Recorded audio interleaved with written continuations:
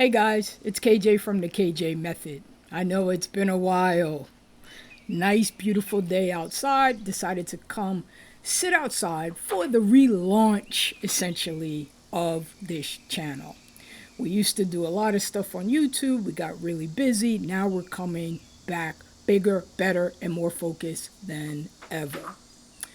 All right, so I am going to rededicate this channel to hopefully get 1,000 students to pass the real estate exam in their respective states. If you don't know me, I'm KJ. I run a program called the KJ Method, which is a real estate exam prep program.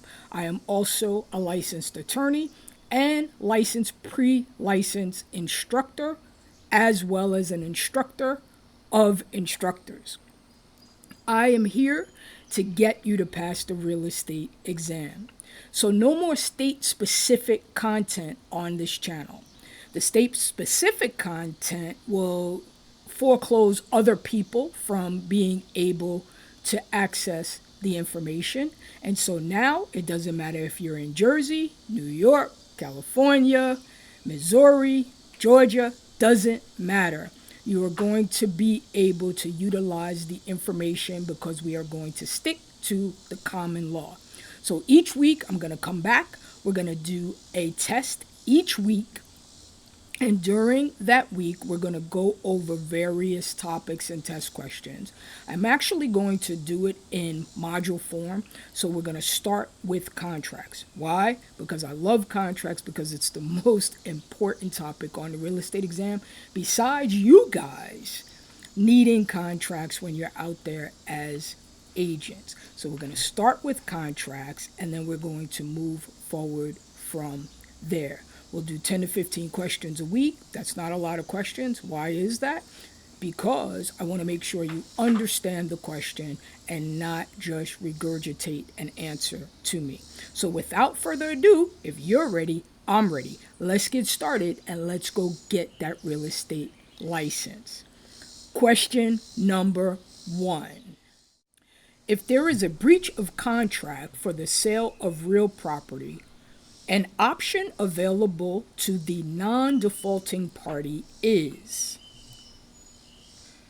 A. Rescission, B. Reversion, C. Suit for specific performance, and D. Suit for punitive damages. I'll give you a couple of seconds for you to pick an answer.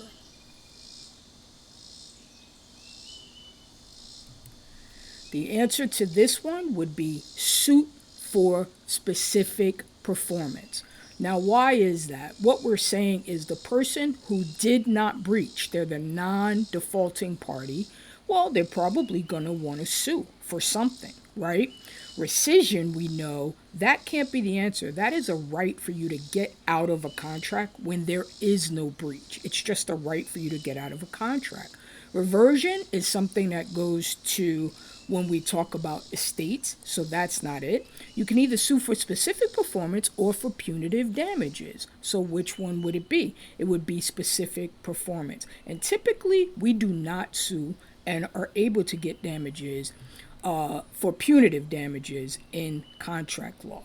So the answer would be suit for specific performance. Number 2, Bill is a minor buyer and Sally as a seller orally agree. So Bill and Sally orally agree that Bill will purchase Sally's home for $325,000. Prior to the closing, Bill decides he has changed his mind and refuses to answer any of Sally's calls. The probable outcome is, we have several answers here, but what you should have circled and picked out is orally agree. Orally agree. All right, Bill will have to complete the purchase because there was a valid contract. Bill will not have to complete the purchase because the contract is unenforceable. He will not have to complete the contract because it was invalid. He will not have to complete the purchase because the contract was voidable. In this situation, I hope that you know that Bill is a minor, so let's get rid of A. He's not going to have to complete the contract. But There's probably a reason why he doesn't have to complete the contract. So let's look at each one. Let's go to C first. Is the contract invalid? Probably not. They may have had the call elements, which would have been consideration, assent, legal capacity, and legal purpose. Because we don't say a contract is invalid even though he was a minor, because minors are different ages in different states. And so minors essentially are able to get out of contracts after the fact because we assume that the person didn't know they were entering into a contract with a minor. That's one thing. Number two, minor means different things in different states. In California, minor may be 16, in Georgia, it may be 18, and so forth. So let's get rid of A and let's get rid of C. Now we have the contract is unenforceable or the contract was voidable. This question gets students all the time, but you have to have a deeper understanding of what is going on. And so most students here will pick D. The contract is voidable. But in reality, the contract is first unenforceable, which would be B. Now, why is that? Because as I explain to my students, you need to understand there is kind of a step one, step two. Step one, step two. If a contract is oral and it needs to have been in writing, we call that the statute of frauds, right? You guys know that. The statute of frauds says which contracts have to be in writing. Okay, and so if it was oral, but it was supposed to be in writing, the first hurdle, the first step that you have to overcome is enforceability. Like whether the contract can be heard in court. Enforceability. So that's step one. The first fence you have to jump over is enforceability. If you have jumped over enforceability, then you're able to jump over valid, void, and voidable. Okay? So we jumped over first enforceability in this case, and we are not able to jump over enforceability. Why is that? Because the contract was oral and it needed to be in writing. So we're never going to get to the question of voidability, which is D. This is one of those questions that it's a very deep thinking kind of question. But at the end of the day, what do I want you to remember? You must cross the enforceability hurdle before you get to the validity hurdle. Enforceability comes first. This one is unenforceable, so we're not going to get to the voidable hurdle. All right, that one was definitely difficult. This one's a lot easier. An owner has been asked to grant a 60-day option, there's your word, option, to purchase a property. When should the purchase price be decided? When should the purchase price be decided? Should we decide it on the creation of the option, when the buyer decides to exercise the option, at any time during the 60 days, or within the last 10 business days of the 60-day period? Well, this one is easy. Options, we always decide what the purchase price is going to be at the time of the option. And so the answer here would be A. Question number 4. An option contract, another option one, obligates the optionor to sell if the optionee exercises the option, the optionee to buy before the end of the option period, the optionor to sell before the end of the option time period, or return the option money. It obligates no one.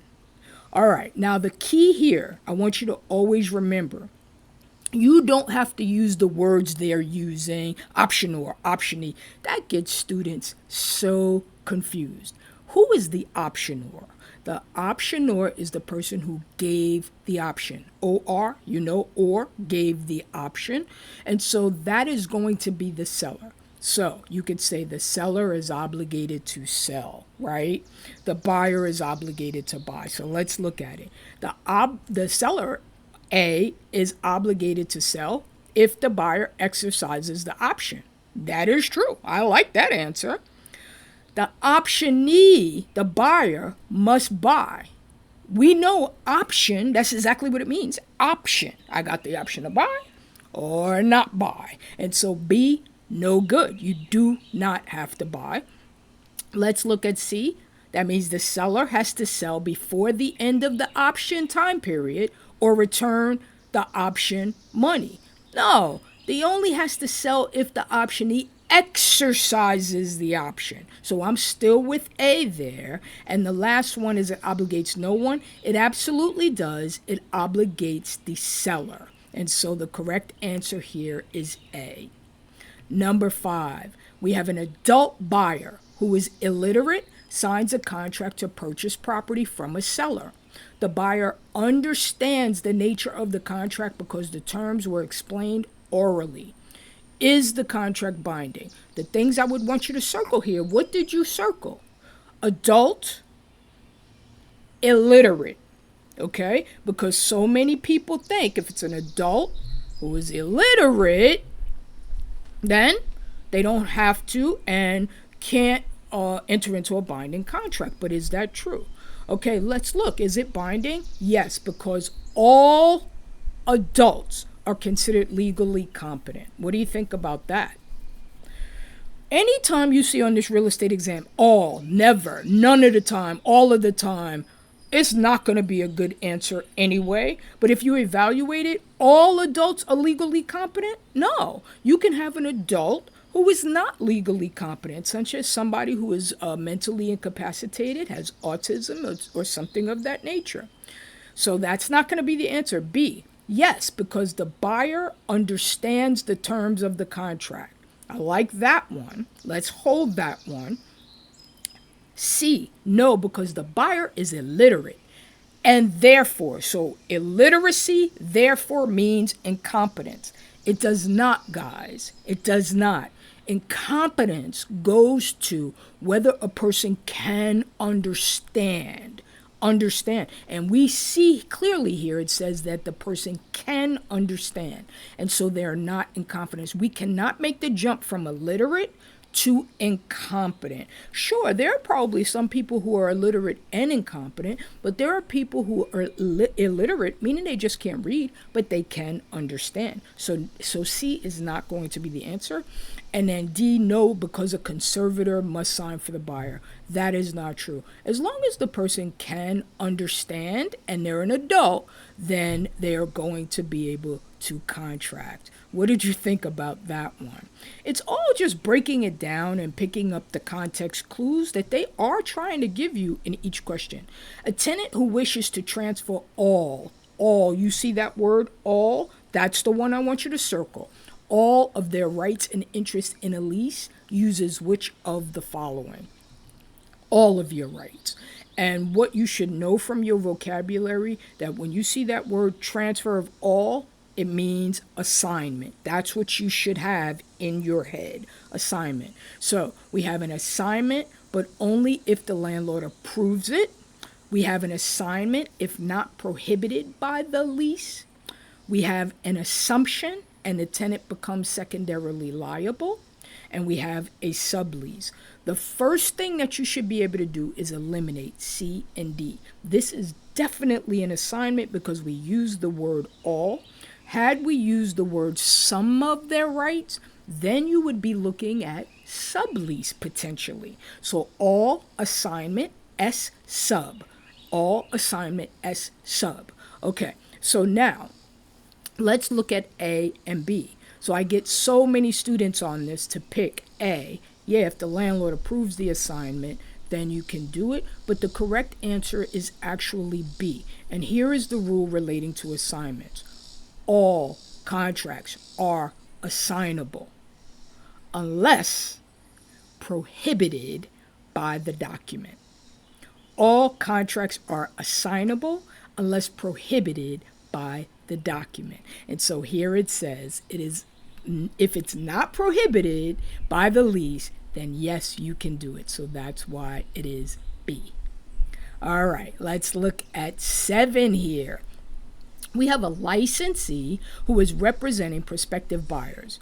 The licensee orally, I always will circle orally. I don't even know what the question is, but I like to circle orally. Inform the buyers that the developer would be paving the streets in front of the house in a rural subdivision. And who did it also? The licensee. The licensee had not verified this, but assumed, we know what assuming does, that it is true because the developer had done it in the past in other subdivisions.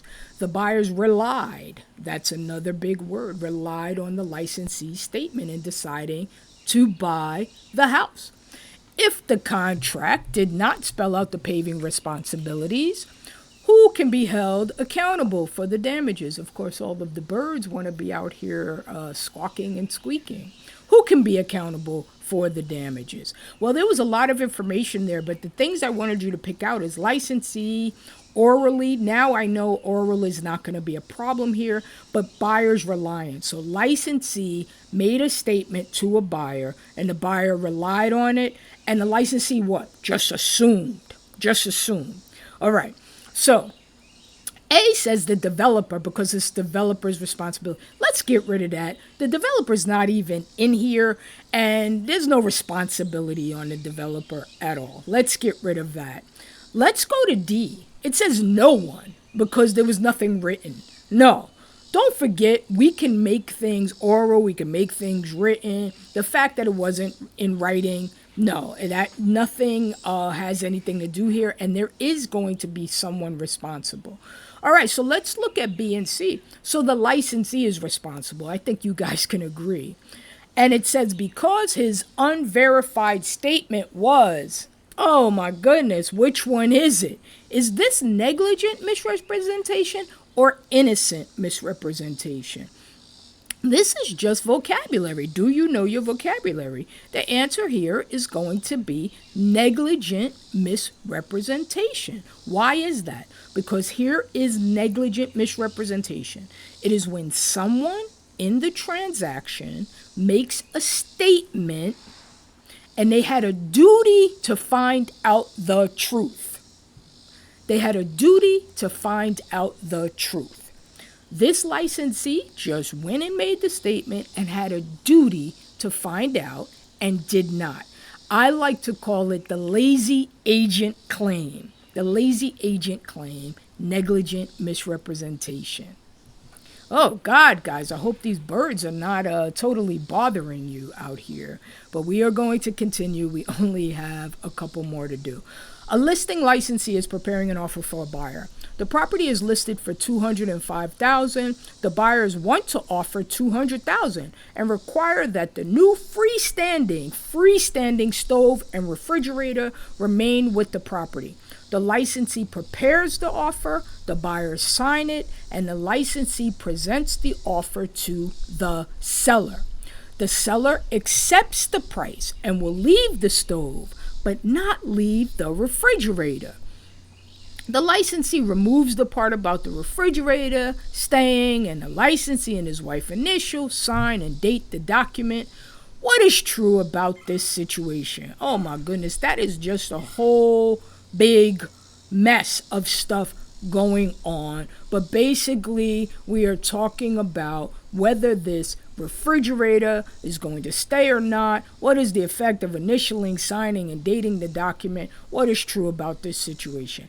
So, the offer has been signed and accepted by all parties, and now it is considered a contract. What do you think about that one? Let's look at at B. Neither the seller nor his licensee has a right to make any changes to the original offer. Well, we know that that is not true. Right? You can always change the offer before we are in contract. The original offer is now terminated and a counteroffer has been created. What do you think about that? Perhaps. Last one, if the buyers refuse to give up the refrigerator, the seller can accept their original offer. No. When an offer is made and there are changes to that original offer made, that offer is now dead. And so are we at A or are we at C, guys? Well, this is simple. We are at C. What happens is that we go back and forth with these offers, counter offer, counter offer, counter offer, but that original offer dies, right? And until all parties sign that final offer to have the meeting of the minds, then it's just a counter offer until signature. So we were not in contract yet on this one. 9, Zola is an agent representing a seller on a property. Given the very hot real estate market, multiple offers are received on the property on the first day. What should Zola do? Present only the first offer to the seller and let that seller accept that offer or reject that offer before presenting the next one. It's one thing to do. Present all the offers to the seller in the order in which they were received, allowing the seller to accept or reject each one before presenting the next one. Notice that under both A and B, it's saying, hey, accept or reject before you present the next one.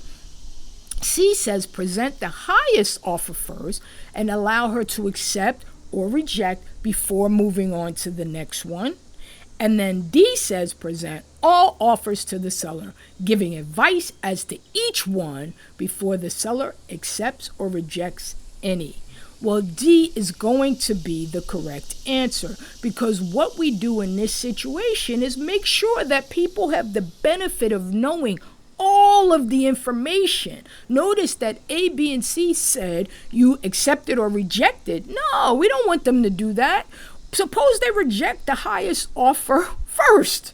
Now they only have lower offers. So at the end of the day, we want to present all of these offers, and then we want the person to be able to have the benefit of all of the information, and you are going to be giving them advice and not so much saying, you got to take this offer. You can't do that. You're just the agent, but you are able to say to them, this one is FHA. This one is this. You're not a bystander. They hired you for a reason, so you're giving them advice on each one, and then they're making the decision.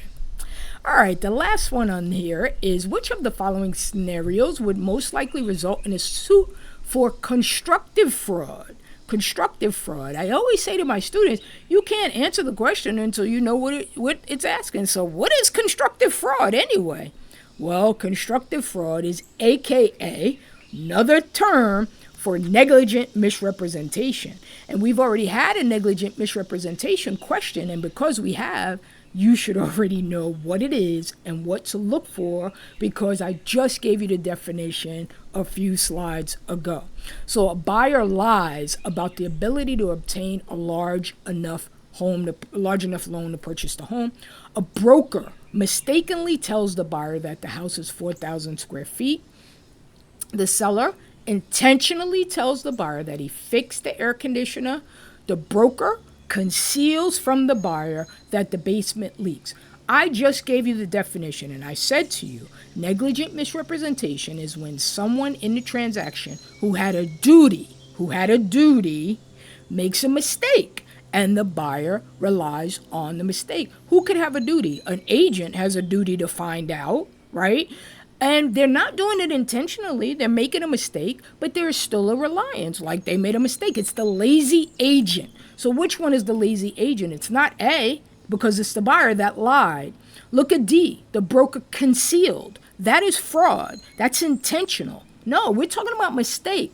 The seller is C. No, it would be B. The broker mistakenly tells the buyer that the house is 4,000 square feet when let's say it is 3,000 square feet. All right, that is the end of this contract test review. 10 questions that we did. What did you think about it? Tell me in the comments, did you learn something from this contracts test review? We're not going to go too long on each one because it is going to take time to go over it and make sure that you are learning. Contracts is one of the most important